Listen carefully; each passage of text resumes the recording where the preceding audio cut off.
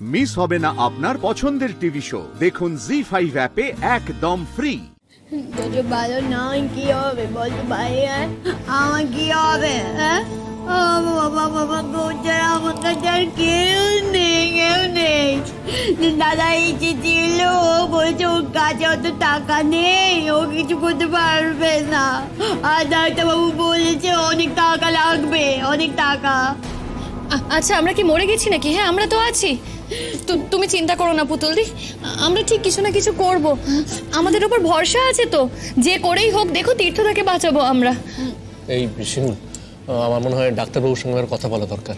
হ্যাঁ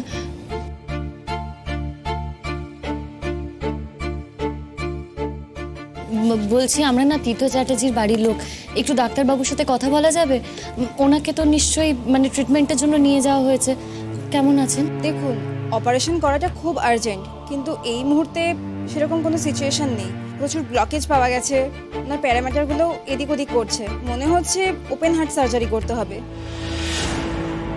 কি? সে কি কথা? এই শিমুল, যদি চাইলে কিছু হয়ে যায় আমি কি করবো? শিমুল কি করবো বল? আমি তো কেউ নেই শিমুল, আমার তো কেউ নেই শিমুল, আমি কি করবো বল? এই যে তোর সাথে ভাই এত খারাপ ব্যবহার করছে, এতদিন তুই তো ভাইকে ছেড়ে কোথাও ছেড়ে পারিনি বল।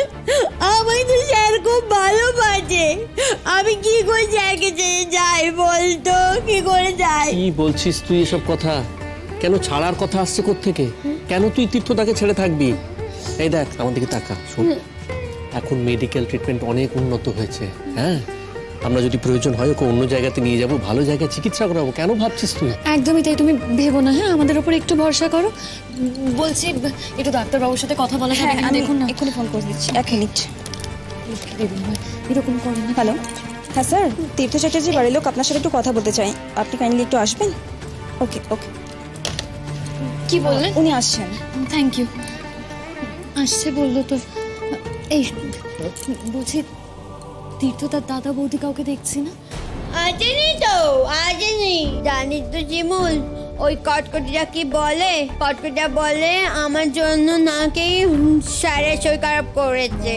আচ্ছা তুই বল, আমি কেমন ধরনের মেয়ে যে আমার জন্য কাউ সই খারাপ করতে পারে? হ্যাঁ, সারাক্ষণ আমাকে বলছে আমি নাকি স্যারের শোষণী। এমন ধরনের কথা কেউ কাউকে বলে বল?